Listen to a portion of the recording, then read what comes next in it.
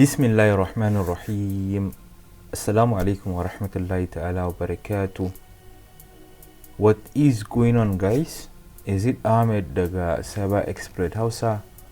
Ina wa kowa da kowa barka da wannan lokaci, barkanmu da sai kasancewa da ku. Na'am. So wannan zai kasance episode na 4 dangane game da Advent of Cyber 2025. So ba tare bata lokaci ba zan bude browser dina domin mu ci gaba da gabatar da wannan challenge. So kamar yadda muka sani a episode na baya wanda shine episode 3 mai magana akan Splunk basic. So yawan Allah da zamu magana artificial intelligence a cikin security. Zamu magana akan artificial intelligence in security. So kai tsaye ga wanda ba san yadda na zo nan ba, za ka yi login account ɗinka na TryHackMe a cikin wato ainihin navigation pane wanda aka gansa a sama dashboard, za ka ga network. So a nan gefe za ka ga AOC. So kana taba shi zai kawo ka wannan page din, sai kai scrolling haka zo wajen asalin ranakun wanda su ne challenges din. So now baya ga haka zan danna akan day 4 AI in security all sAInt nick 50%. So za mu jira shi ya bude an kai tsaye gashi na ya bude mana. So duka wani ana sare za mu iya yin 30 minutes akai, ba wani room bane mai tsawo. So za mu karanta asalin wato ainihin labarin abin da ya faru. So forgive me, a yayin da nake maimaita episode na baya naga kamar rubutun yana yin kanana, so zan dan yi zooming kaɗan dan ya kasance screen din ya cika kana ganin abin da nake karanta. So now ga labarin za mu karanta. The lights glimmer and servers host ga labarin za mu karanta. The lights glimmer and server homes blissfully at the best festival company, TBFC, melting the snow surrounding the data center. TBFC has continued its pursuit of AI excellence. After the past 2 years, they realized that Vanchati, their in-house chatbot, wasn't quite meeting their standards. Fortunately for the elves at TBFC, they are also not immune to performance metrics. The elves aim to find ways of increasing their velocity, sometimes to manage their tedious, distracting tasks, which allows the elves to do the real magic. TBFC, adventurous as ever, is trialing their brand new cybersecurity AI, sAInt, which is capable of helping the elves with all their defensive, offensive, and software needs. They decided to put this flashy technology to use as Christmas approaches to identify, confirm, and resolve any potential vulnerability before naysayers can. So wannan a takaice abin da yake yana magana ne akan kamfanin TBFC wanda suke wato ainihin pursuing dan ci gaba da amfani da artificial intelligence a kamfanin. So idan ba manta ba, a Advent of Cyber 2023 wanda na yi video a kai, ina ji day 1 ne ko day 2, an yi magana akan wani chatbot da aka hada wanda yake taimaka ma'aikatan kamfanin TBFC, the best festival company. So wannan AI din muna kiran shi da Vanchati, ban manta ba mun yi video akan wannan, su za ku iya duba wannan. So wannan AI din still hayan suna amfani da shi, sai dai kuma suna so su dan kara advancing din shi, su haɓaka shi, su canza wani AI wanda ake kira da sAInt. Wannan kenan sAInt. Okay, so hakan yi suka samar da shi wannan AI din wanda yake taimakawa wajen abin da ya shafi tsaro, ya shafi kai hari da kuma wato ainihin manhajoji, duba source code na manhajoji. So sun yi yunkuri wajen testing wannan AI da aka hada na sAInt wajen ganin yana taimakawa domin a gane da kuma tabbatar da kowane irin potential vulnerability, kowane irin naƙasu da za a iya samu game da AI din kafin ya kasance sun fara amfani da shi automatically, ma'ana gaba daya kamfanin kowa da kowa yanzu shi yake amfani da shi. So wannan is a good practice a matsayin ka na developer, a matsayin ka na cyber security, a matsayin ka na mai kamfani. Ba yiwuwa kawai ka hada application ko ka san hada maka application kawai ka dauko ka saka shi into production. Is good kai testing security din shi, kai testing functionality din shi, nan ka danna me yake yana bada akwai wani matsala game da shi kafin ya isa zuwa ga mutane su fara amfani da shi. So ta hanyar haka ne zaka iya wato ainihin daidaita shi wannan software domin cimma abin da kake so ka cimma, right? So abin da suka yi kenan. So yanzu za mu yi kokari mu gwada shi wannan AI wanda ake kira da sAInt ko sAInt wajen ganin muga abubuwan da yake yi ko za mu iya samun vulnerability a ciki na ƙasa kenan. So at the same time a lokacin da nake wannan bidiyon za ku ga cewa a tryhackme su ma sun samar da wani sabon AI wanda gashi nan muna gani in na danna a kan shi wannan shi ake kira da wato ainihin echo, sunan AI ɗin kenan. So yanzu echo duk inda kake a tryhackme ka matsale ko ka rasa gane yin wani abu kana tambayan shi, kana danna a kan shi haka tambaye shi I'm stuck, ya san inda kake zai faɗa maka ga abin da ya kamata ka yi, ga abin da ya kamata ka yi. Okay, so baya ga haka ina tunanin za mu ci gaba da karanta abubuwan da za mu yi. So learning objectives, abubuwan da za mu cimma a wannan rana. How AI can be used as an assistant in cybersecurity for a variety of roles, domains and tasks. Yadda ake amfani da AI wajen taimakawa, yadda ake amfani da AI wajen samun taimako especially a fannin cybersecurity gami da waɗansu domains ɗin, ma'ana red teaming ne ko kuma ce attacking ne ko offensive side da kuma defensive side. Haka zalika at the same time a fannin software. Using AI assistants to solve various tasks within cybersecurity. Za mu yi amfani da AI assistant, ma'ana mataimakin mu in this case AI wanda shine sAInt wajen solve waɗansu aikace-aikace da za a bamu.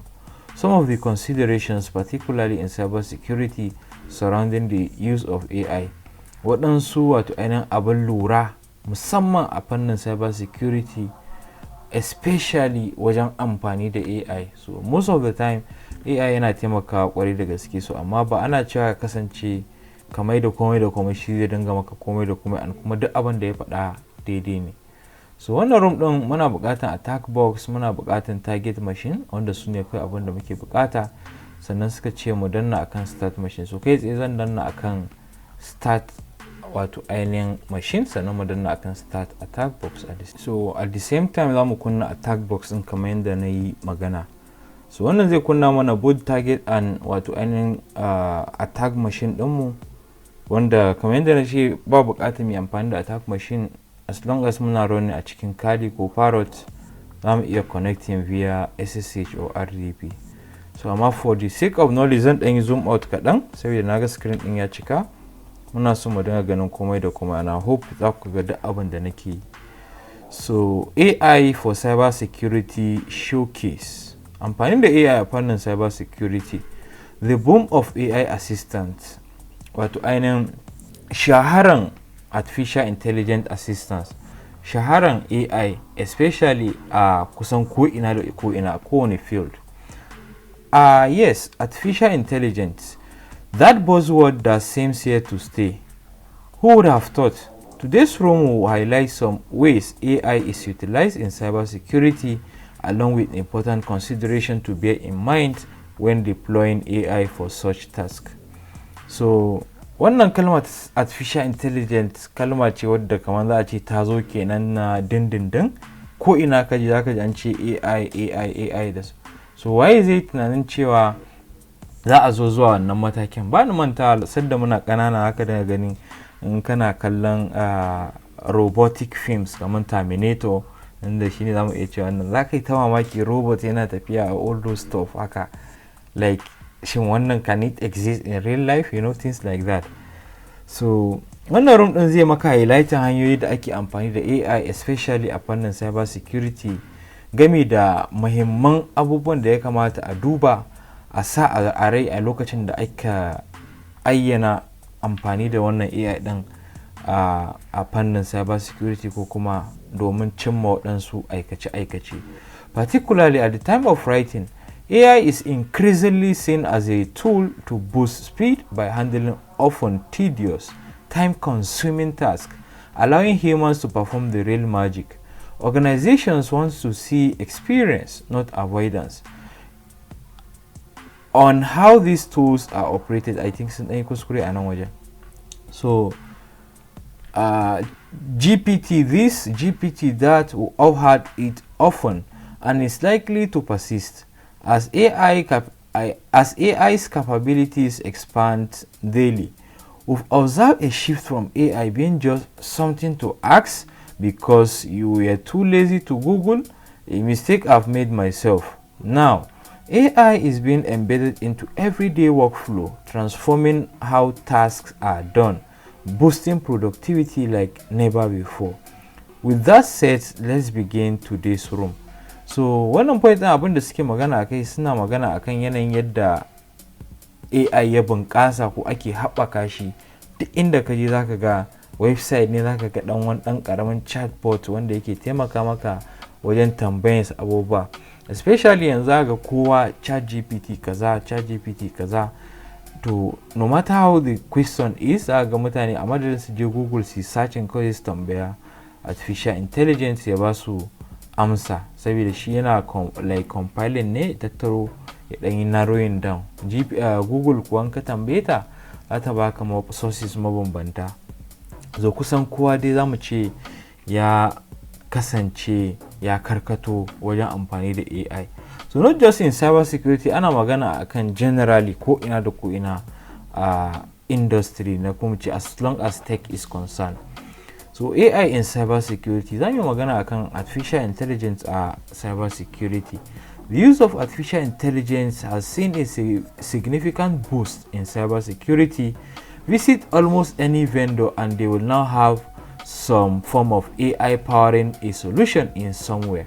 Why? Well, it's not just because they are capitalizing on the buzzword, although that's certainly a part of it, but rather the benefits from artificial intelligence really do apply here. Let's explore some of these in the table below. Features of AI cybersecurity relevance: processing large amount of data, analyzing vast data from multiple types of sources, horizontal systems and network logs together.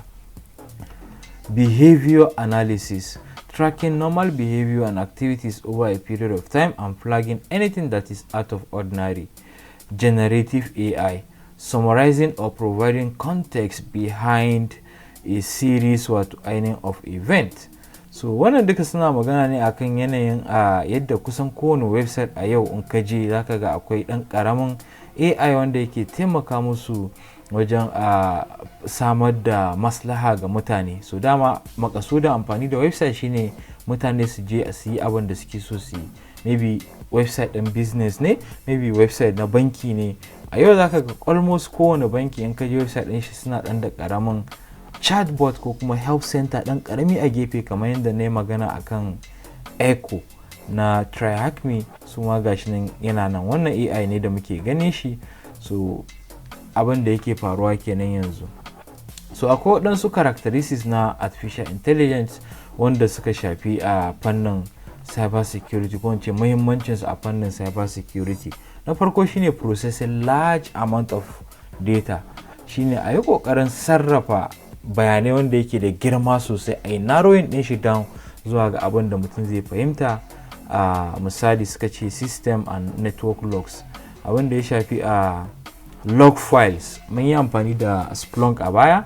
So inda misali za mu ɗora wa AI wani ɗan ƙaramin AI wancan log file mu ce mana analyzing ɗin shi based on kaza, zai fi ba mu bayani fiye da Splunk.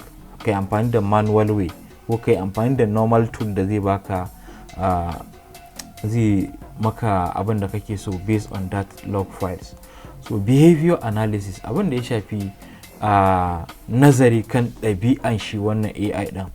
so tracking normal behavior and activities over a period of time and flagging anything. So AI yana taimakawa wajen nazari game da ɗabi'an abin da kake so ya baka. Misali kana so ya baka information ne game da kaza, to zai duba ya ga akwai sources mabambanta game da kazan nan, zai ɗauko nan ya yi nazari akai wanne ne ya fi daidaituwa ya baka shi, so zai baka. Sannan muna da generative AI. So generative AI shine summarizing or providing context behind series of events. Shine like ka bashi tambaya ya dawo maka da answer based on abubuwan da suke faruwa real life. So ba wai an riga da an ce ga iya abin da zai, a'a. Shi yasa a yau zaka iya chatting da ChatGPT, kamar ko da Hausa ne. ChatGPT ya kake cewa lafiya lau, me kake so, ta zan taimake ka yau, ka ce yau kaza yau ban jin daɗi ga abu kaza ya faru kaza, zai tsaya duba based on abubuwan prompt ɗin da ka rubuta mishi, zai duba wani irin ansa ne zai baka. Zaka ga kamar da mutum dan adam kake chatting. So generative AI kenan. So generally AI yana categorized into two, akwai generative AI akwai kuma agentic AI.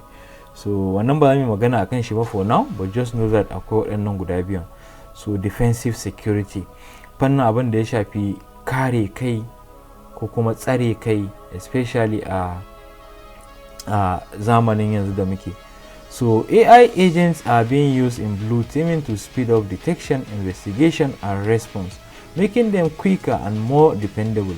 Acting like automated assistants, these agents continuously process telemetry on the logs, network flows, endpoint signals, and add context to alert.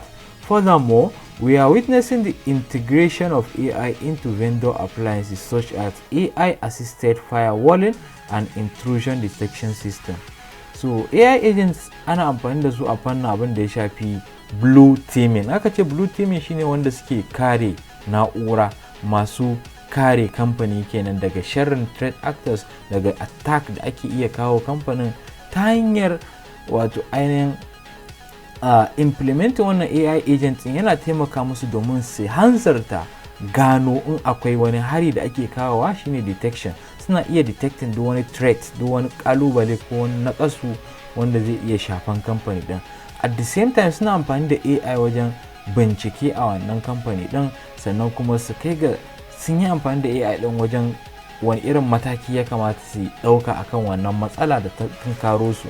Duka wannan AI yana sauƙaƙe musu, suna yin shi ne cikin sauri da kuma wato ainihin dogaro. Suna iya dogaro da shi domin ya musu waɗannan abubuwan, ya iya gano musu me matsalan, ya bincika musu ko an samu matsala ko kuma ta yaya ma za a yi tackling matsalan ko kuma a mai da martani ga matsala.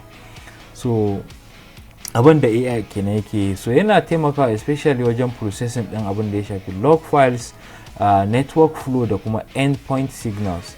In wani ya yi visiting wani endpoint da ba a so ya visiting, AI din zai iya detecting ya ce IP address kaza ya yi visiting kaza. Idan misali wani ya shiga network like IP address din shi, duk za a iya ganin waɗannan workflows din. So abin da su wa'annan suke amfani da shi kenan yan blue team ko mu ce yan fannin defense. So at the same time waɗansu suna amfani da AI assistant a fannin firewalling da kuma intrusion detection system wanda ake kira da IDS. So waɗansu suna amfani da AI a wajen saka katangar karfe zuwa ga website ɗinsu. So instead of putting normal firewall kamar misali UFW ko kuma amfani da waɗansu firewalls ɗin apart from UFW kamar IP tables da sauransu, so za ka yi amfani da AI wato ainihin assisted firewall, wanda shi firewall ɗin da kanshi an kirkire shi ne based on AI. To ta haka yana iya ganowa automatically, kana can kana bacci yana nan yana maka aiki. So at the same time intrusion detection system, wannan yana nufin wani wato ainihin hanzari wajen kutsawa zuwa ga system. So amma AI ɗin kuma zai yi detecting ɗin shi, ko ce na'urar da take detecting ɗin shi, shi muke kira da IDS. So akwai wani ma intrusion protection system, shi kuma wancan yana karewa ne, shi kuma wannan yana ganowa ne, right, in an yi yunkurin hacking. So beyond just detecting threats, AI can also assist in automating responses. Picture a system automatically isolated an infected device, blocking a suspicious email, or flagging an unusual login attempt, all in real time. So baya ga just AI din nan da ake amfani da su a kamfanoni mabambanta ko kuma a fannin wanda suke blue teaming, ma'ana wanda suke kariya zuwa ga kamfani ko suke tsare kwamfutocin kamfani, AI ya taka rawa kwari da gaske wajen automating response, okay, wajen bayar da martani kai tsaye. Sai suka ce mu ayyana kwamfutar mu a matsayin device ɗin da ta kamu da virus, ta kamu da wani maybe nau'i na ransomware misali, ko kuma wani email wanda ba a yarda da shi ba, ko kuma wani ya yi yunkurin ya yi login zuwa ga kwamfutar mu, duka wannan a zahiri. So AI din nan zai mana detecting kai tsaye ko da a ce ba ma kusa da wato ainihin ita wannan kwamfuta tamu.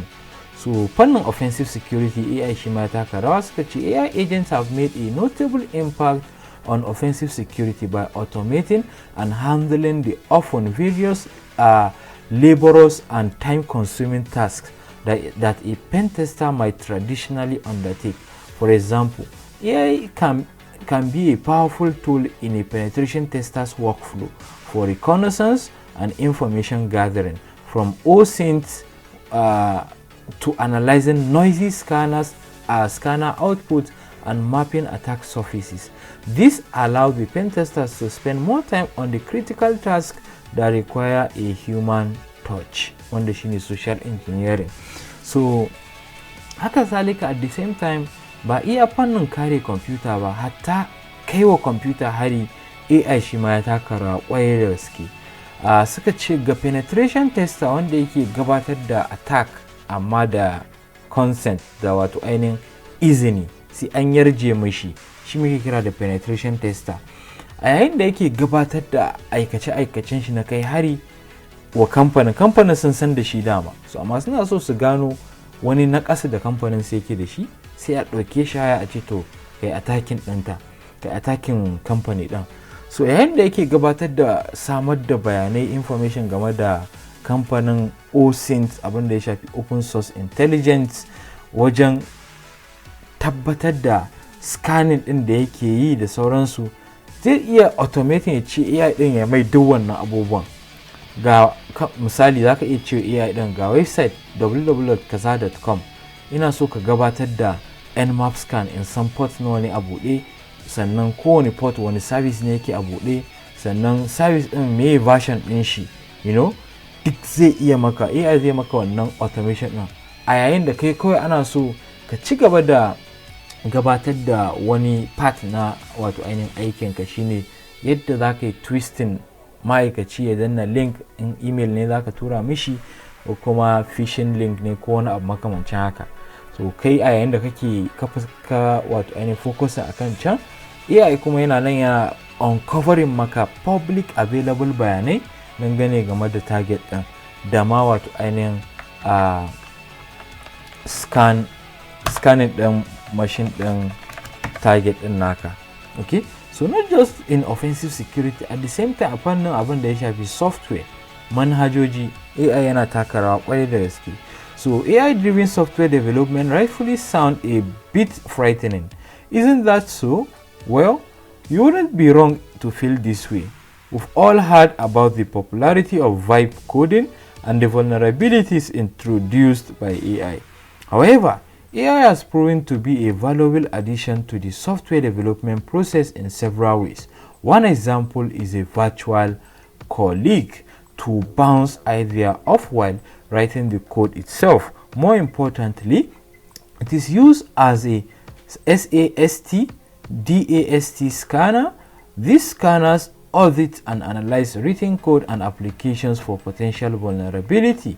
Yet, it's somewhat ironic. AI agents can be great at identifying vulnerability, but are not quite as effective as writing source secure code. So haka zalika at the same time fannin development, masu haɗa manhajoji, masu haɗa software, AI shi ma ya taka rawa kwarai da gaske. Har ya kai ga an samar da wani abu da ya yi suna sosai, yanzu za ku ji ana kiran shi da vibe coding, shine kai amfani da AI wajen coding ɗin abu. Maybe application kake so ka haɗa, sai kawai ka ji duka source code din AI ne zai rubuta maka.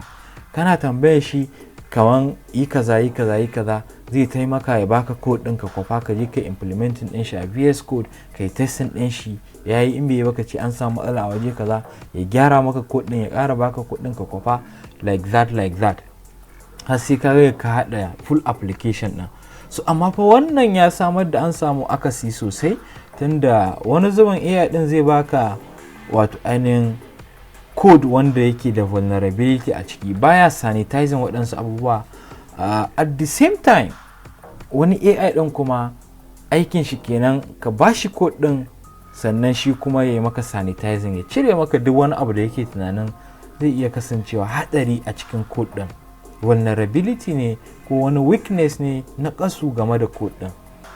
So wannan fa still baya canza wai mutum ya programmer ya rubuta code tun daga scratch da kanshi.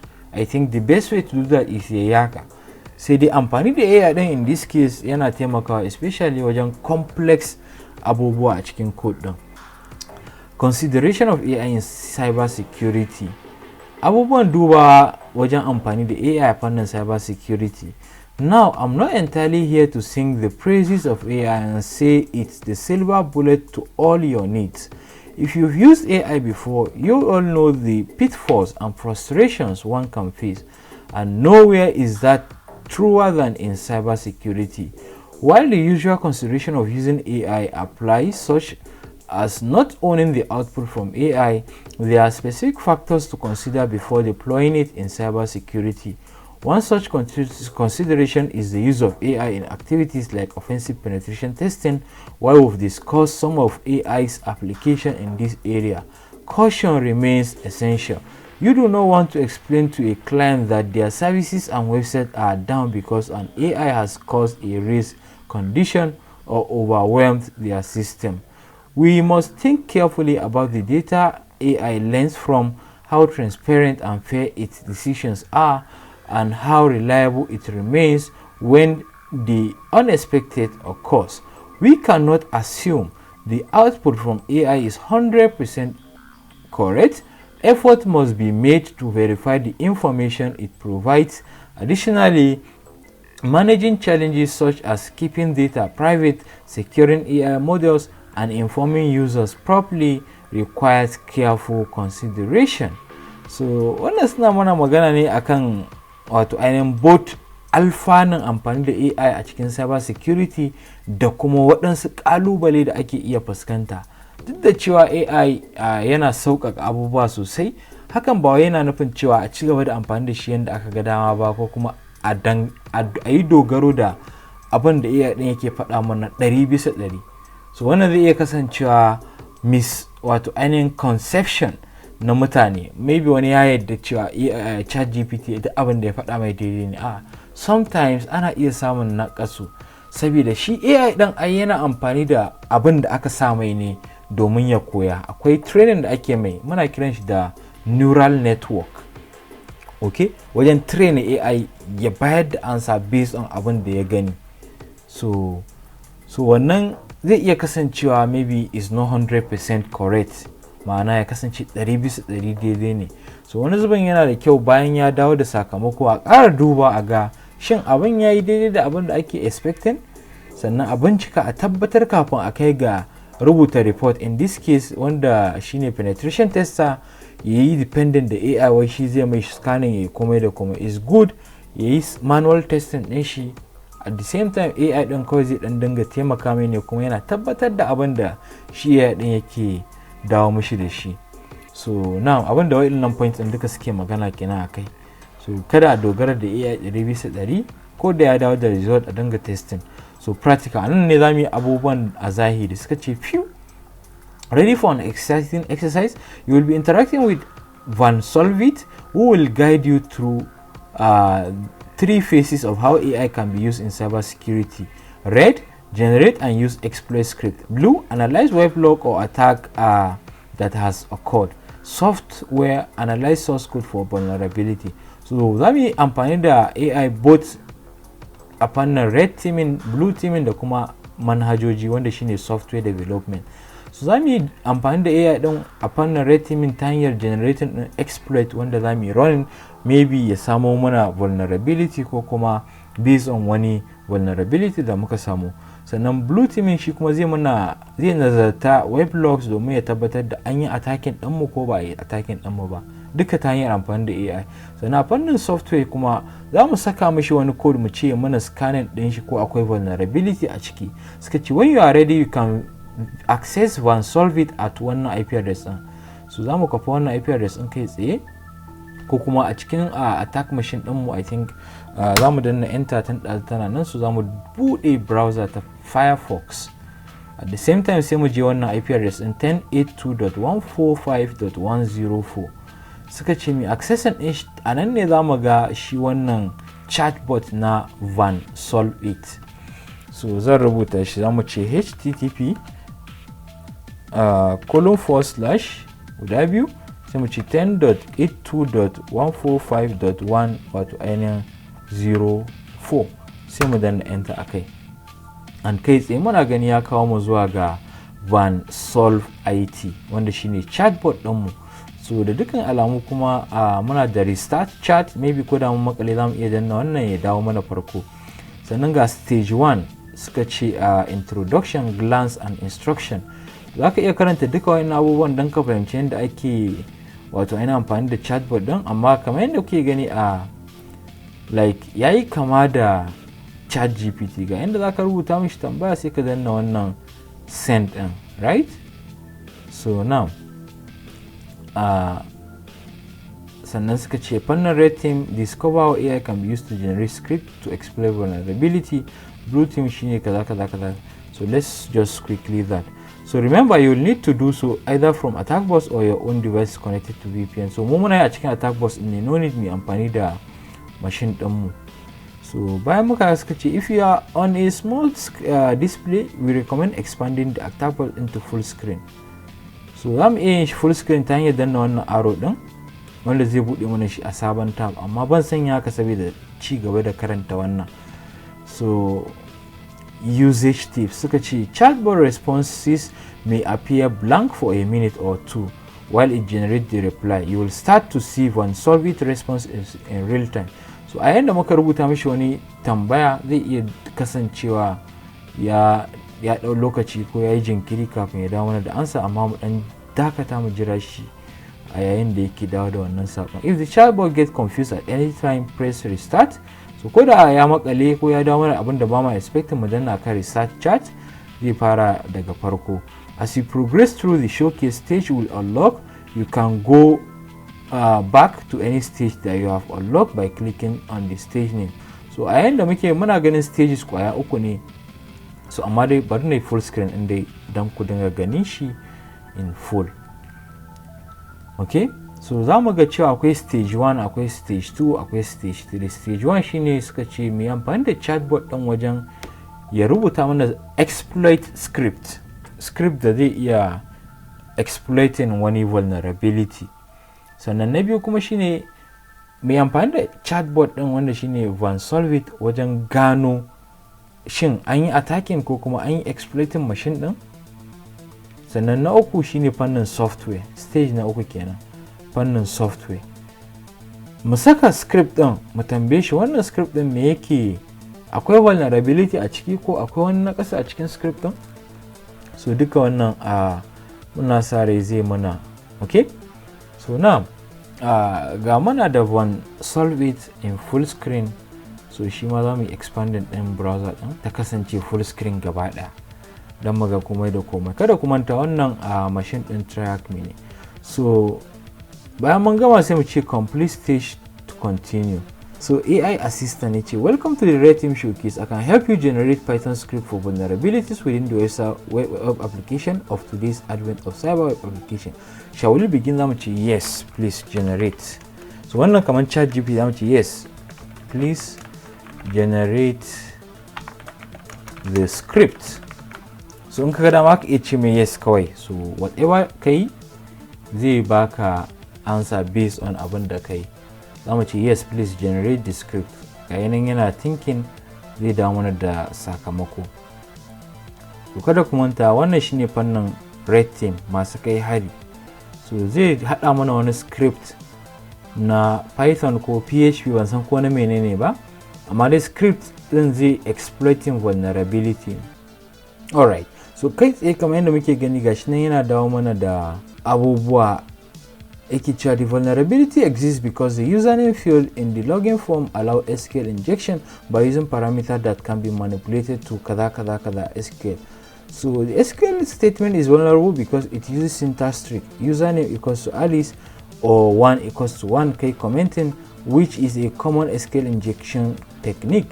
This allows attackers to execute a arbitrary SQL command, potentially gaining unauthorized access to the database. How to save the file? Open a terminal, kaza sai ka rubuta nano script.py to create the file.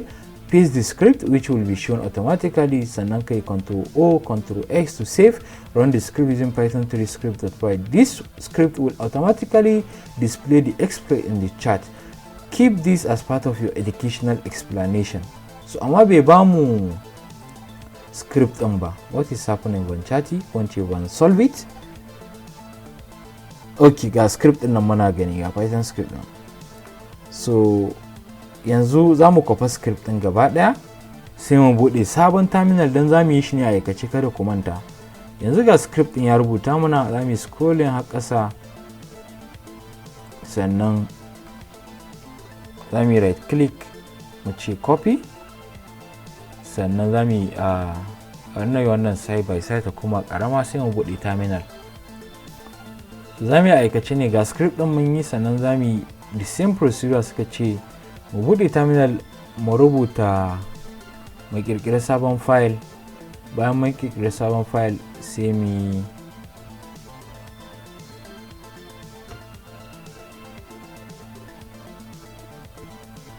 wannan yana ɗaya daga cikin abin da yasa ban san in yi shi a full screen, tana yin slow sosai.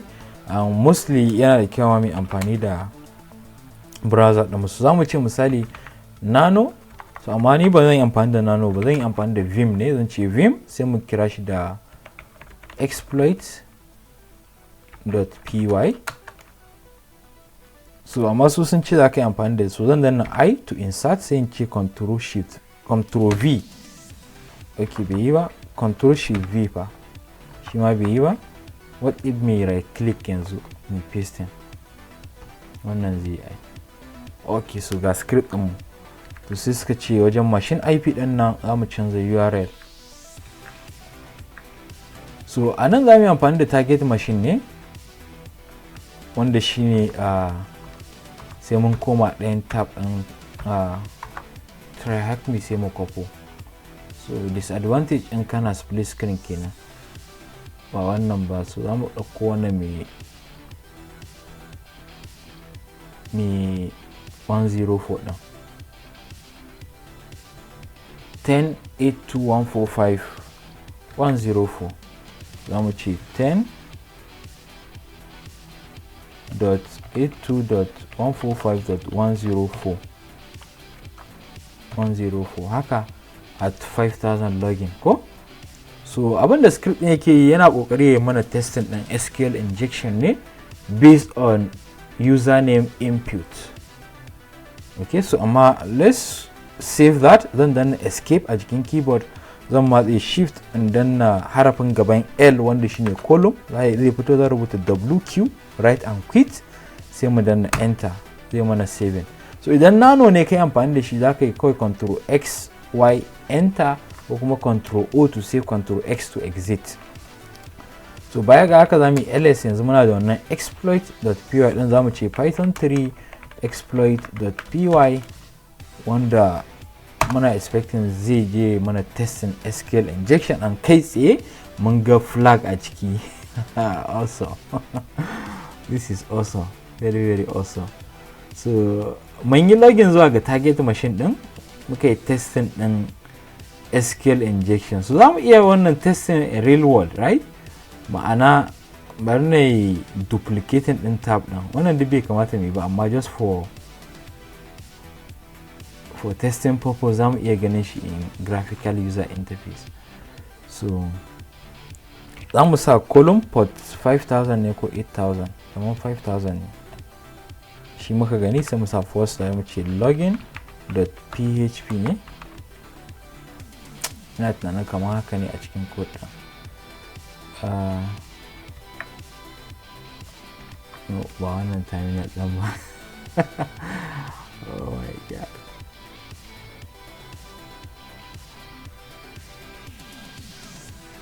Alright.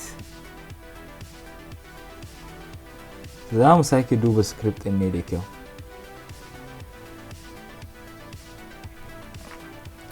So wannan katin ɗin exploit.py. Ok, haka yake 5000 login page. So anan zan danna enter cikin browser ɗin kenan don magarilwa login page ɗin. Sai mu gwada saka payload ɗin da kanmu. Payload ɗin in this case shine wajen username mu saka wannan payload alice or 1 equals to 1 sai kuma comment. Zan yi right click sai mu ce copy, amma yanzu bai fito ba fa. So da duka alamu ba za mu yi proving wannan ba, amma mun ga kai tsaye ya dawo mana da flag din a cikin exploit din. So duba da time yana tafiya, I think is high time kawai mu sake running. Zan danna up arrow key guda biyu wajen da muka yi running python. Bari ne clear tukunna. So za mu danna up arrow key so uku yanzu sai mu ce python 3 exploit.py and kai tsaye ya dawo mana da flag. So wannan flag din zan copy ta, maybe za su tambaye mu game da ita. I think kamar ma sun tambaya menene flag din.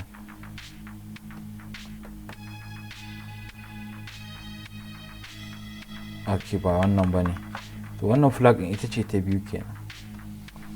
Remember, you need to update the IP address placeholder in the field. Mun yi updating din shi, mun saka kaza kaza, right? So za mu yi pasting. Alright, so wannan ita ce flag din wannan. So za mu danna akai and yana ce mana correct, our answer is correct. So next shine showcase the AI, complete the AI showcase by progressing through all of this. What is the flag presented to you? So wannan suna magana akan wani flag kenan, maybe a fannin defensive ko source code. Mun dai ga flag a ɗaya ga nan muna gani, and mun yi successfully running ɗin shi wannan exploit wanda AI ɗin ya haɗa mana. So za mu making ta full screen, kana sai mu danna akan go to the next wato ayin stage, complete stage and continue. So mun yi amfani da wannan script ɗin wajen testing SQL injection vulnerability.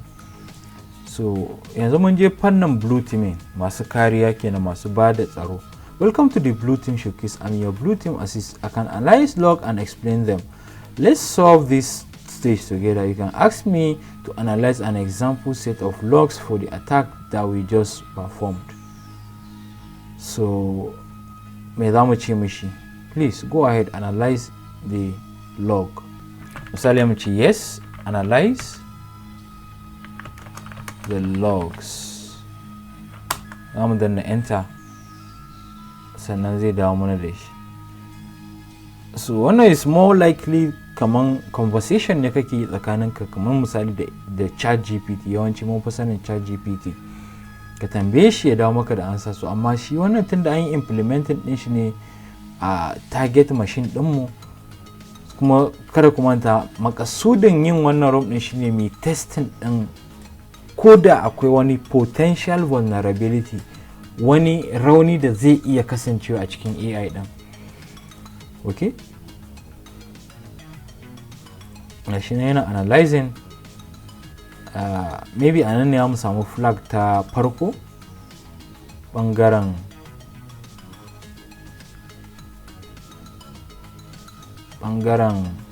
blue team.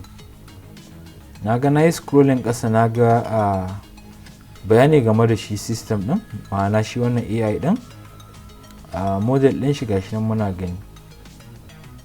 Okay, so ga yana rubuta mana log entry cewa 198.51.100 upon 22 ya yi kokari ya turo mana da request. Wannan kamar IP address din attacking machine ɗinmu ne, bari mu gani. Wannan 8 ba shi bane to. Ya yi kokari ya yi testing login script using Python with this username and password, and okay ga IP address din nan. Wait, me attacking IP din mu?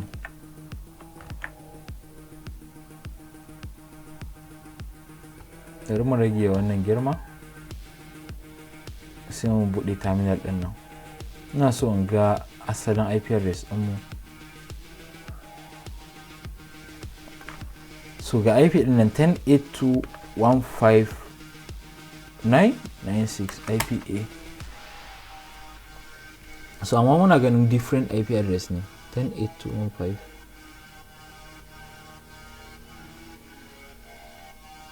Okay, so shine IP din. So amma tunda mun ce log files, like maybe yayi testing gaba ɗaya log var log folder, maybe, just saying. So amma dai in muka lura muga cewa dangane game da masu kare na'uran, ga wanda AI din ya ce wannan IP address din ya turo mana da request, ga time ga lokaci, sannan wani irin request ne ya ce mana post method ne, kuma ya yi kokari ya yi reaching din login.php and status code din is 200, mai mana ya samu nasarar shiga kenan ko accessing wannan file na login.php using Python. Sannan ya yi amfani da payload username equals to Alice, sai 1 equals to 1 din nan, sai kuma password test. So ga analysis din da shi AI din nan ya samu based on wancan request. Log details ga IP address din 198.51.100 a user's IP. So ban sani ba, maybe wannan public IP ne tunda we are talking about browser, right? Wancan kuma local IP. Ga time da date, sannan ga path din da muka reaching out, username Alice, sannan SQL injection. So mun ga cewa AI din was able to identify this vulnerability, cewa the password parameter username Alice kaza kaza contain an SQL injection attempt as the user input is embedded in the query. Why this matter? Logging is essential for detecting anomalies such as this attack to identify potential vulnerability in the application. This shows that the web application is vulnerable to SQL injection. So kun ga AI din still ya taka rawa. Na farko a fannin red team ya bamu access, mun yi hacking din wancan login page din, right? Mun yi testing SQL injection vulnerability ta hanyar wannan Python script din da ya mana generating. Yanzu kuma a fannin blue team ya mana scanning, ya mana testing log files based on wancan attack din. Ya gano cewa lallai gashi yana cewa ga lokacin da aka yi attacking din, ga kuma nau'i na irin attack din wanda shine SQL injection, ga payload din duka ya rubuta mana, kuma yake bamu cewa lallai wannan yana da muhimmanci a kula da shi. So in this case AI din ya taka rawa kwarai da gaske. So next step for blue team yace abinda next blue team din zasu yi shine analyze the log to determine the severity and scope of the attack, collaborate with team to implement patches and improve security protocols. So do you want to continue? Do you want to move on? Yes, I will continue with our analysis. So yana ya ci gaba da mana analysis. Well, amma we don't need this because flag mu muke so, bai da mana da wani flag anan ba. And at the same time, just click on complete stage. Mun gama wannan stage din ba tare da ya gama wannan rubutun nashi ba because time is going. So fannin software kuma suka ce welcome to software showcase. I can help you identify vulnerability in source code. Shall we take a look at the source code of the today's advent of cyber web application?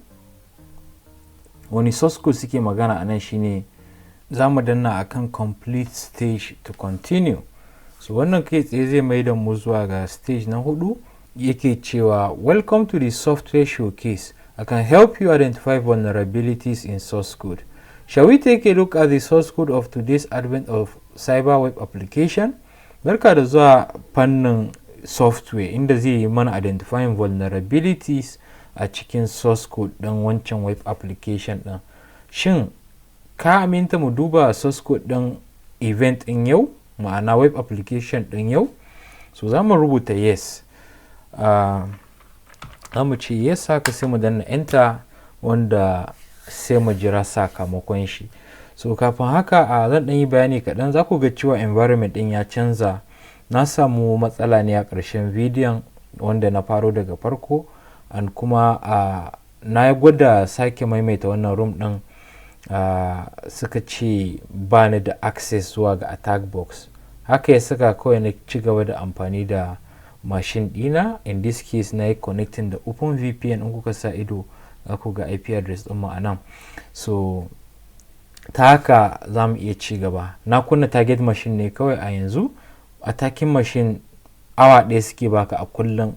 In awa ɗaya ne ya wuce ko ta expire, baka bukatan ko kuma ce ba za ka sake kunna ta ba as long as baka yi subscribing zuwa ga tryhackme ba. So in kana amfani da free account za ka wato ainihin amfani da awa ɗaya ne kullum. So don haka shi sa yake da kyau ka mallaki Linux ɗinka, ba ko da yaushe kake bukatan attack box ba. So muna sauraron sakamakon da wato ainihin AI ɗin nan zai dawo mana da shi dangane game da wannan software review ko kuma software vulnerability da yake mana kokarin identifying. So yanzu abin da shi wannan AI ɗin yake yi shine yana zuwa wancan target machine namu, web application ɗin gaba ɗaya login.php ɗin nan, yana kokarin karanta source code ɗin. So gashi ne yake ce mana wajen da akwai variable username da kuma password formatting guidelines. When you analyze the PHP code snippet in your response, show the kaza kaza kaza. So abin da yake shi ne yana identifying cewa a cikin PHP code din nan akwai placeholders wanda suke dauke da empty strings, wanda hakan yana iya jawo wato ainihin iya injecting na malicious code kamar SQL injection. So gashi ne yana yin bayani game da duk yadda abin ya faru. Ina tunanin a ƙarshe kuma zai faɗa yadda maybe best practice da kuma yadda za ka kare hakan daga faruwa, maybe if kana da PHP script ko kuma wani abu makamancin haka. So just almuhim abin da nake so in ce shine ya gano mana cewa ga abin da yake causing wannan injection vulnerability din, ga kuma hanyoyin da zaka bi ka gyara shine ta hanyar ɗin statement of parameterized queries to prevent SQL injection. So ta hanyar sanitizing ɗin shi da kuma validating input before storing in a variable. Ka yi validating duk wani abu da ya shafi user input kafin ka ajiye shi ya koma a matsayin variable, wanda in this case wannan user ɗin shine variable ɗin. To ya kamata a ce an yi validating ɗin input ɗin tun anan, right? So that is it.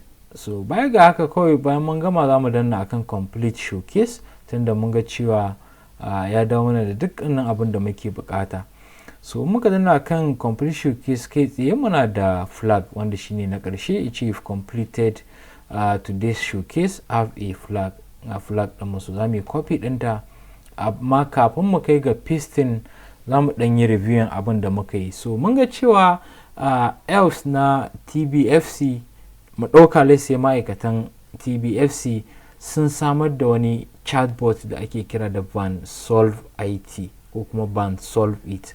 So Solve It AI ne, as AI assistant ne wanda yake taimakawa especially wajen gabatar da red team, wajen gabatar da blue team, wajen kuma reviewing source code don binciko vulnerabilities da sauransu. So suna so mu tabbatar da mun yi testing wannan AI din a fanni guda uku, a fannin offensive side da kuma fannin defensive side, then as well as fannin software wajen reviewing din source code ko da a ce akwai vulnerability.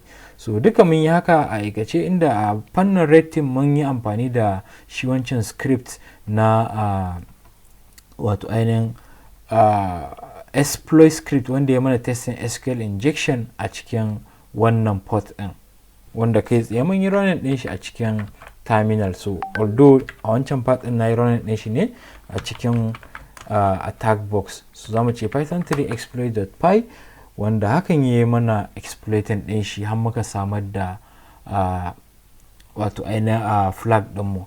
So at the same time na yi kokari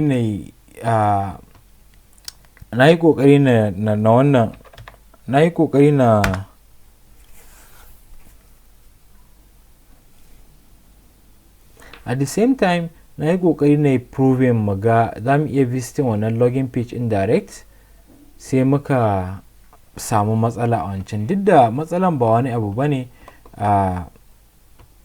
port din na ji na yi including wannan ne login.php. so zan yi pasting wannan, mu danna enter a kai, an zai dawo mana da one solve it. So control z, so zan yi column sai mu saka 5000 a gaba, hit enter on that. Wannan shine zai kawo mu da elf login dashboard. So wajen login inda aka yi testing SQL injection shine aka ce Alice. Bayan Alice sai aka amfani da wato any single quote, then aka ce or 1 equal to 1, then space, aka yi minus aka yi commenting kenan rest of the part of the statement, then password aka rubuta test, then we click on login, and exactly yanzu we are able to prove wancan SQL injection din a cikin browser namu ba tare da mu yi amfani da wancan exploit script din ba. So gashi yana da wani da flag din da muka gani, and kuma yana cewa exploit successful. So that is it. So baya ga haka muka yi kokari muka gabatar da part na wato ainihin blue team. Okay, blue team shine suka mana utilizing abin da muka yi a red team, ma'ana ga IP address ɗinmu ya yi kokari ya yi visiting endpoint din /login.php using the post request, ga time din da ya yi wannan, sannan at the same time ga kuma browser din ko mu ce user agent din da ya amfani da shi, in this case python ne. At the same time ga endpoints din da ya yi attaching ko mu ce payloads din da ya attaching username da password.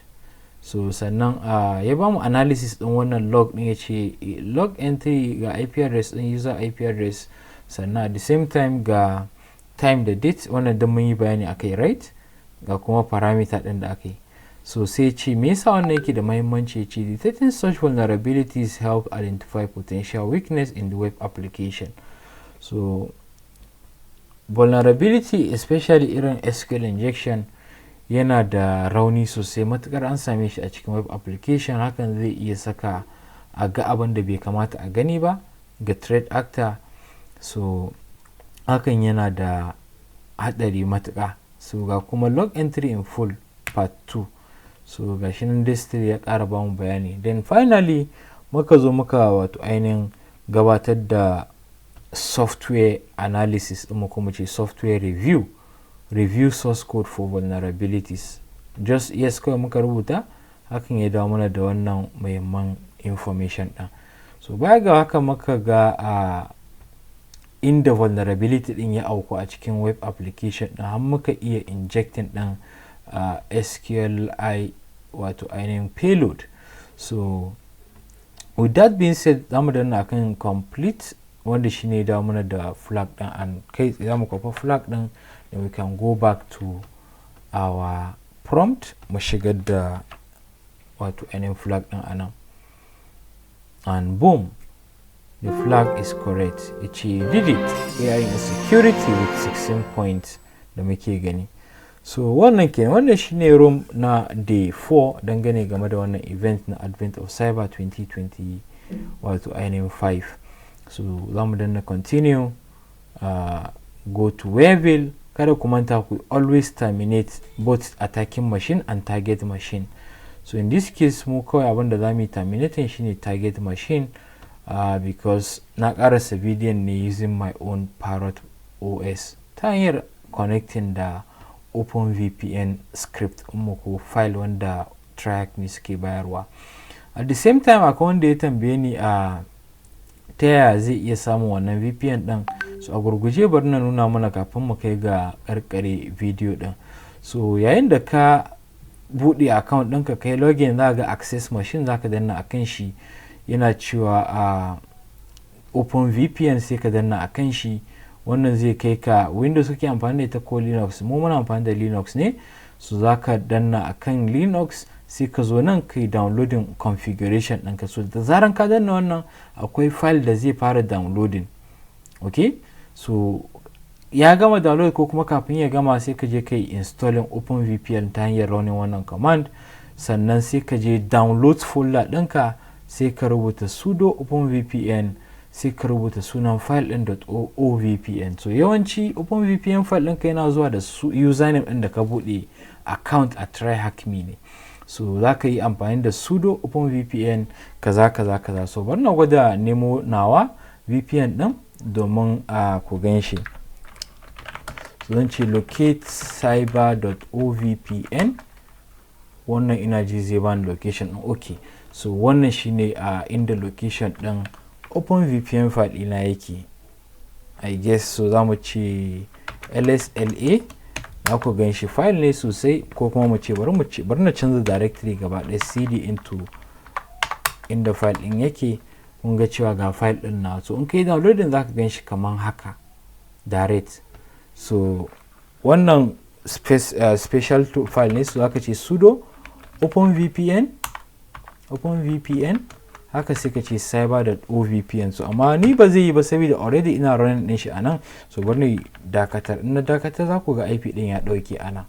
So at the same time za mu je mu running din shi. So ina danna enter 166, za mu shigar da password din mu and boom, kun ga IP address din ya sake, and now we are good to go. So yanzu abinda wannan yake nufi shine za mu iya communicating da target machine ɗinmu ba tare da mun yi amfani da attack box ba da website ɗin Kali suke bamu. So wannan shine abin da yake faruwa. So with that being said, I think insha Allah duka anan za mu kawo ƙarshen wannan bidiyon. Da wannan zan ce kuna tambaya za ku iya yi a cikin comment section ko a cikin description inda muke barin social networking handles ɗinmu. Now with that being said, then أقول قولي هذا أستغفر لي ولكم. السلام عليكم ورحمة الله تعالى وبركاته. Peace.